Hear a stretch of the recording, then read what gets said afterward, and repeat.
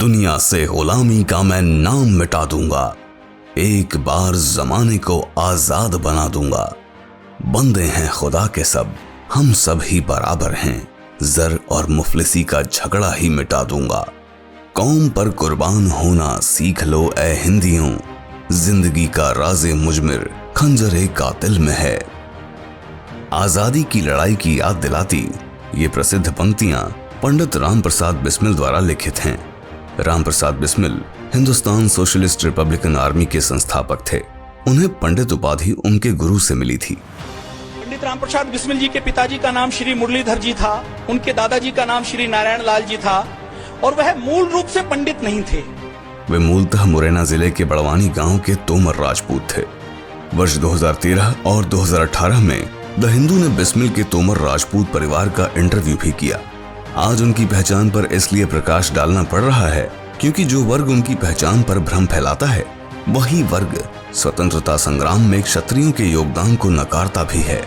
जैसे प्रसिद्ध इतिहासकार चौधरी हरबंस मुखिया 2018 में BBC हिंदी में लिखते हैं कि अंग्रेजों के विरुद्ध संघर्ष में राजपूतों का कोई खास योगदान नहीं था, तो वहीं प्रसिद्ध फिल्मकार जावेद अख्तर ने 2017 में क्षत्रिय समाज को अंग्रेजों का गुलाम कहकर दावा किया था कि क्षत्रियों ने तो कभी अंग्रेजों से लड़ाई ही नहीं की। फिल्मों और मीडिया प्लेटफॉर्म्स द्वारा बार बार ऐसा दुष्प्रचार केवल भारत के बुद्धिजीवी वर्ग और हिंदी फिल्म इंडस्ट्री में क्षत्रिय समाज के प्रति घृणा को उजागर करता है। ये वर्ग भूल जाता है कि जब पंडित जवाहरलाल नेहरू ब्रिटिश प्रशासन के लिए VIP थे, तब HSRA के राम प्रसाद बिस्मिल और ठाकुर रोशन सिंह ने कुंभ, मैनपुरी और काकोरी कांड के चलते हंसते हंसते फांसी चढ़ गए थे। उसी प्रकार अंग्रेजों को माफीनामा लिखने वाले सावरकर अंडमान की जिस कालापानी जेल में थे, उसी कालापानी जेल में HSRA के महावीर सिंह राठौड़ भी थे, जो द्वितीय लाहौर कॉन्स्पिरेसी के मामले में गिरफ्तार हुए। जब भूख हड़ताल और जेल कर्मियों द्वारा मारपीट के दौरान उनकी मृत्यु हुई, तब वे केवल 29 वर्ष के थे। ये ब्रिटिश विरोधी विद्रोह में क्षत्रिय योगदान की केवल एक झलक मात्र है। सर्वप्रथम यूपी के बस्ती के अमोड़ा खास के सूर्यवंशी राजा जालिम सिंह ने 1764 में बक्सर के युद्ध में नवाब शुजा-उद-दौला का सहयोग किया, किंतु शुजा-उद-दौला के बाद नवाब आसिफ-उद-दौला को राजा जालिम सिंह सूर्यवंशी द्वारा बस्ती में किए गए विकास कार्य पसंद नहीं आए, तो उन्होंने अंग्रेजी हस्तक्षेप के लिए आवेदन किया। अंत में जालिम सिंह सूर्यवंशी और उनकी रानी तलाश कंवर ने नवाब और अंग्रेजों के विरुद्ध संघर्ष किया, जिसमें 1786 में वे दोनों वीर गति को प्राप्त हो गए और अंग्रेजों ने राजा जालिम सिंह के किले को तोपों से उड़ाकर जमींदोज कर दिया। इसी तरह बिहार में अंग्रेजों के विरुद्ध जमींदार विद्रोह 1781 में हुआ, जिसका नेतृत्व औरंगाबाद के राजा नारायण सिंह चौहान ने किया। 1770 में अकाल के दौरान उन्होंने कर भुगतान करने से इनकार कर दिया और अपनी संपत्ति किसानों में बांट दी। जवाब में अंग्रेजों ने उनके दुर्ग महल को नष्ट कर दिया, जिस पर नारायण सिंह चौहान ने 1781 में विद्रोह शुरू किया। 1786 में वे गिरफ्तार हुए। शाहबाद के तत्कालीन कलेक्टर रेजिनाल्ड हैंड अपनी पुस्तक early English administration of Bihar में उन्हें अंग्रेजों का पहला दुश्मन बताते हैं। 1857 के सैन्य विद्रोह में शहीद हुए बागी सिपाहियों की इस सूची में भी मुख्यतः क्षत्रिय और मुस्लिम नाम ही मिलते हैं। इतिहासकार साउल डेविड के अनुसार सैन्य विद्रोह करने वाली बंगाल नेटिव इन्फेंट्री का 1/3 हिस्सा बिहार और अवध के क्षत्रिय सैनिकों का था। British officer colonel George B Malleson ने अपनी किताब the mutiny of the Bengal army में लिखा, प्रथम दृष्टि में मात्र सैन्य विद्रोह दिखने वाली इस क्रांति ने तेजी से अपना स्वरूप बदल लिया और ये एक राष्ट्रीय विद्रोह बन गया। बिहार के राजपूत गांवों में, यूपी के बनारस, आजमगढ़, गोरखपुर जिलों में, पूरे दोआब में, जिसमें इलाहाबाद, कानपुर, मेरठ और आगरा के संभाग शामिल हैं, रोहिलखंड और अवध के प्रांतों में हमारे शासन को हिलाकर रख दिया और हमारे खिलाफ युद्ध की घोषणा कर दी। इसी तरह AR यंग लिखते हैं, शाहबाद में क्रांति ने एक राष्ट्रीय बगावत का रूप ले लिया। स्थानीय राजपूत जमींदारों के समर्थन में जिले की पूरी राजपूत आबादी खड़ी हो गई। W स्लीमान लिखते हैं, मैंने कई देशों में कई युद्ध देखे, पर मैंने ऐसा युद्ध कभी नहीं देखा जैसा अवध के जमींदारों ने अंग्रेजी हुकूमत के खिलाफ लड़ा। ये समकालीन ब्रिटिश स्रोत स्वयं दर्शाते हैं कि उत्तर भारत में 1857 की गदर के सूत्रधार राजपूत ही थे। पूर्वांचल के भोजपुर क्षेत्र में क्रांति का नेतृत्व वीर कुंवर सिंह परमार ने अपने भाइयों अमर सिंह और हरकृष्ण सिंह के सहयोग से किया। वीर कुंवर सिंह परमार ने 25 जुलाई को दानापुर में विद्रोह करने वाले सैनिकों की कमान संभाली। 2 दिन बाद उन्होंने जिला मुख्यालय आरा पर कब्जा कर लिया। मार्च 1858 में उन्होंने आजमगढ़ पर कब्जा कर लिया और इस क्षेत्र पर कब्जा करने के शुरुआती ब्रिटिश प्रयासों को विफल करने में कामयाब रहे।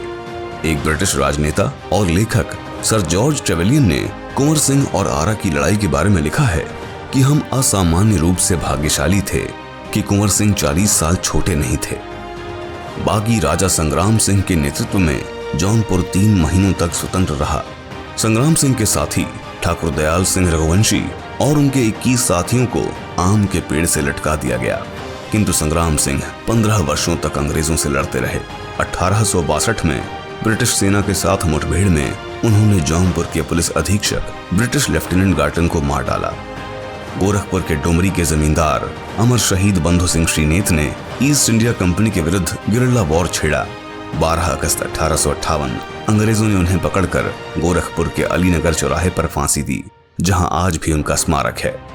यूपी के फतेहपुर जिले के जोध सिंह गौतम उर्फ जोधा सिंह अटैया ने अपने 51 क्षत्रिय साथियों के साथ जिले को अंग्रेजों से मुक्त कराकर शासन की बागडोर अपने हाथ में ले ली। 1 माह बाद अंग्रेजों ने आक्रमण कर जोध सिंह सहित सभी सेनानियों को गिरफ्तार कर लिया और क्रूरतम सजा देकर सभी को इमली के पेड़ पर फांसी दे दी, जो आज 52 इमली स्मारक के नाम से प्रसिद्ध है। अवध में स्वतंत्रता की क्रांति के मुख्य नायक गोंडा के राजा राणा देवी बख्श सिंह बिसेन और रायबरेली के राजा राणा बेनी माधो सिंह बैस थे। इन्हीं दोनों क्षत्रिय राजाओं ने अन्य राजपूत जमींदारों के साथ मिलकर बेगम हजरत महल द्वारा मदद मांगने पर अवध में विद्रोह का परचम लहराया। देवी बख्श सिंह ने कई बार अंग्रेजों की सेनाओं को अपनी तोपों से सरयू नदी में मारकर दफन किया था। बेनी माधो सिंह बैस के पास 4 किले थे। ब्रिटिश यात्री जेम्स फॉर्सिथ ने ब्रिटिश ऑफिसर एडमंड स्टोन को लिखा कि बेनी माधो सिंह के पास अनुमानतः 25,000 पुरुषों और 28 बंदूकों की बड़ी सेना है, जो पूरे सलोन जिले में बिखरी हुई है और सक्रिय है। मरणोपरांत अंग्रेजी हुकूमत ने राणा बेनी माधो सिंह बैस की जमीनें महाराजा रंजीत सिंह के परपोते को दी। प्रयागराज के काला कंकर जमींदारी के राजा लाल प्रताप सिंह बिसेन भी 1857 के विद्रोह में जुड़े। 1858 में चांदा की लड़ाई के दौरान कम उम्र में शहीद हुए। कानपुर देहात के जमींदार दरियाव चंद्र गौड़ ने कानपुर जिला प्रशासन भवन पर हमला कर दिया। अंग्रेजों ने उन्हें और उनके सहयोगियों को फांसी दी और उनके किले को ध्वस्त कर दिया। इतिहासकार एयू सिद्दीकी 1812 में हुए सथनी और इतर के युद्ध का वर्णन करते हैं, जहां सेंगर राजपूतों ने अंग्रेजों को हराया था। विंध्याचल में बघेल खंड के ठाकुर रणमत सिंह बघेल और उनके सेनानायक दलथम्मन सिंह कलचुरी ने नागौद, विदिशा, चित्रकूट, नौगांव, केवटी की लड़ाइयों में अंग्रेजों को धूल चटाई। 24 जुलाई 1824 को नरसिंहगढ़ के कुंवर चैन सिंह परमार और उनके 41 साथियों ने सीहोर में अंग्रेजों के खिलाफ लड़ाई लड़ी थी। उनकी समाधियां सीहोर इंदौर रोड पर लोटिया नदी के तट पर दशहरे वाले मैदान से 2 किलोमीटर दूर हैं। इसी क्रम में मालवा में राजा बख्तावर सिंह राठौड़ और बुंदेलखंड के सागर शहर में मधुकर शाह बुंदेला ने संघर्ष किया। तत्पश्चात दोनों को फांसी दी गई। दमोह के निकट भानपुर के राजा मर्दन सिंह बुंदेला ने भी चंदेरी, बानपुर और ललितपुर में ब्रिटिश हुकूमत के विरुद्ध अभियान छेड़ा और 1879 में मथुरा जेल में उनकी मृत्यु हुई। ओडिशा के सुरेंद्र साई चौहान ने 1827 से 1862 तक विद्रोह किया और झारखंड में रांची के राजा शाहदेव नागवंशी ने 1855 में विद्रोह शुरू किया और 1858 में उन्हें फांसी हुई। हैदराबाद के समीप निजामाबाद के कोलस किले के राजा दीप सिंह गौड़ ने भी 1857 में अंग्रेजों से युद्ध लड़ा और अंत में अंडमान भेज दिए गए। देसी रियासतों में भी ब्रिटिश हस्तक्षेप के कारण क्षत्रिय बागी हुए थे। अमरकोट के राणा रतन सिंह सोढ़ा या पठानकोट के वजीर राम सिंह पठानिया, मारवाड़ के कुशाल सिंह चंपावत और राव गोपाल सिंह खरवा या सीकर के शेखावत कायम खानी विद्रोही हों, ऐसे कई उदाहरण मिलते हैं। चूंकि रियासती क्षत्रिय अंग्रेजों के अधीन नहीं थे, वहां इन अपवादों को छोड़ किसी बड़े विद्रोह का प्रश्न ही नहीं उठता था। किंतु ब्रिटिश इंडिया में क्षत्रियों ने विस्तृत भूमिका आगे भी निभाई। शहरी सवर्णों की पार्टी कांग्रेस को गांव के किसान कारीगर समाज तक पहुंचाने वालों में बिहार विभूति अनुराग नारायण सिंह जी थे, जो आधुनिक बिहार के संस्थापकों में से एक थे। इनमें नागपुर सत्याग्रह में गिरफ्तारी देने वाली सुभद्रा कुमारी चौहान भी थी। हिमाचल प्रजामंडल और आधुनिक हिमाचल के संस्थापक डॉक्टर यशवंत सिंह परमार और क्विट इंडिया मूवमेंट में शहीद हुए इलाहाबाद यूनिवर्सिटी के विद्यार्थी लाल पद्माधर सिंह बघेल भी थे। छत्तीसगढ़ के ठाकुर प्यारेलाल सिंह बघेल ने सर्वप्रथम 1916 में छत्तीसगढ़ के कॉटन मिल मजदूरों का मुद्दा उठाया।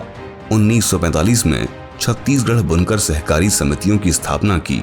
1946 में ठाकुर प्यारेलाल सिंह बघेल ने छत्तीसगढ़ के सभी गांवों में कांग्रेस पार्टियों की स्थापना की थी। कॉमरेड अर्जुन सिंह भदौरिया ने चंबल में लाल सेना का निर्माण कर अंग्रेजों के विरुद्ध किसानों और मजदूरों के हित में गुरिल्ला वॉर शुरू किया। कमांडर साहब कहे जाने वाले कॉमरेड अर्जुन सिंह भदौरिया ने आजादी के बाद भी किसान और मजदूरों के हितों को देखते हुए अपने संगठन को कांग्रेस से अलग हुई सोशलिस्ट पार्टी ऑफ इंडिया से जोड़ दिया। गढ़वाल राइफल्स के कप्तान चंद्र सिंह ने पेशावर में पश्तूनों पर गोलियां चलाने वाले ब्रिटिश आदेश की खुलकर अवज्ञा की, जिस पर उन्हें एबटाबाद जेल भेज दिया गया। काला कंकर राज परिवार के कुंवर ब्रजेश सिंह बिसेन भारतीय कम्युनिस्ट पार्टी से जुड़े। कम्युनिस्ट क्रांतिकारी के तौर पर वे भारतीय स्वतंत्रता संग्राम और विदेशी एंटी इंपीरियलिस्ट रेजिम्स के बीच संवाद स्थापित करने में शामिल हुए। इसी तरह सरदार सिंह जी राव जी राणा, जिन्होंने 1905 में मैडम भीकाजी कामा के साथ इंडियन होम रूल सोसाइटी की स्थापना की, वे भी काठियावाड़ के राजपूत ही थे। प्रसिद्ध मार्क्सिस्ट इतिहासकार और स्वतंत्रता सेनानी कुंवर मोहम्मद अशरफ भी हाथरस के मुस्लिम गहलोत राजपूत ही थे। सिंगापुर में आजाद हिंद फौज की प्रोविंशियल सरकार के असिस्टेंट सेक्रेटरी रहे बिक्रम सिंह सरवैया भी होशियारपुर के भुंगरनी जागीर के सरवैया राजपूत ही थे। आजाद हिंद फौज से जुड़े मशहूर नामों में कप्तान अब्बास अली भी थे, जो खुर्जा बुलंदशहर के सोलंकी राजपूत थे और बाद में एक प्रसिद्ध समाजवादी नेता भी बने। हम वर्तमान के पाकिस्तान की भी बात करें तो वहां भी प्रतिहार वंश के राय अहमद खान खर्राल, प्रसिद्ध कम्युनिस्ट मैथमेटिशियन अलामा मशरिकी और यूनियनिस्ट पार्टी के संस्थापक मलिक हिज्र हयात टिवाना के स्वतंत्रता संग्राम में राजपूत योगदान को याद करना आवश्यक है। 1945 का लाल किला ट्रायल एक ऐसा ऐतिहासिक मोड़ था जिसने भारत को आखिरकार आजादी दिलवाई। इस ट्रायल में आजाद हिंद फौज के 3 जनरल्स पर अंग्रेजी हुकूमत ने केस किया था। इनमें से एक सुप्रसिद्ध अफसर जनरल शाहनवाज खान थे, जो पांडव वंशी जंजुआ राजपूत थे। मैं जंजुआ राजपूत घराने से हूँ और मेरे खानदान की रगों में हमेशा ही फौजी खून रहा है। अक्सर मुखिया और अख्तर जैसे शहरी एलीट क्षत्रियों को गुलाम प्रचारित करने के लिए देसी रियासतों की ओर इशारा करते हैं, जिनके राजवंश क्षत्रिय थे। किंतु इनके कुतर्कों के अनुसार जाएं तो शिवाजी के वंशज सतारा और कोल्हापुर राज परिवार, इंदौर के होलकर और बड़ौदा के गायकवाड़ राज परिवार और परिणाम स्वरूप समस्त मराठा समाज भी गुलाम हुए। इसी तरह पटियाला, कपूरथला, जींद के राज परिवार और परिणाम स्वरूप इन राज्यों में रहने वाले सभी सिख भी गुलाम हुए। किंतु क्या यह कहना सही होगा? बिल्कुल नहीं। इन सभी स्टेट्स के खुद के ध्वज, फौज, प्रशासन, पुलिस, कचहरी, स्कूल, अस्पताल और रेलवे व्यवस्था थी, अर्थात ये ब्रिटिश इंडिया का हिस्सा ही नहीं थे। 1950s के क्षत्रिय चिंतक आयुवान सिंह जी हुडील राजपूत और भविष्य पृष्ठ 48 में लिखते हैं कि अहिंसात्मक आंदोलन क्षत्रियों की जन्मजात प्रवृत्ति के प्रतिकूल पड़ते थे, पर फिर भी उन्होंने उनमें तन, मन और धन से पूर्ण सहयोग दिया।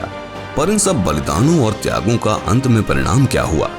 समस्त परिश्रम और त्याग का श्रेय उन्हीं बुद्धिजीवी तत्वों को मिला, जिनकी संख्या आंदोलनकारी क्षत्रियों के आगे नगण्य थी।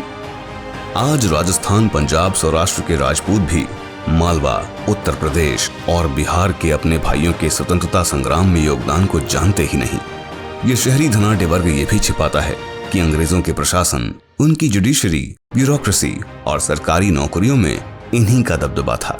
और तो और 1857 की क्रांति के बाद अंग्रेजों ने जिस तरह इनके पूर्वजों को विद्रोहियों की जमीनें दी, उसी तरह रियासतों के प्रशासन में ब्रिटिश हस्तक्षेप ने इन्हीं का वर्चस्व स्थापित किया। अतः जब भी ये शहरी सवर्ण वर्ग क्षत्रियों पर झूठा आरोप लगाए तो इनसे इनका सही इतिहास भी पूछिएगा। जय हिंद, जय भारत।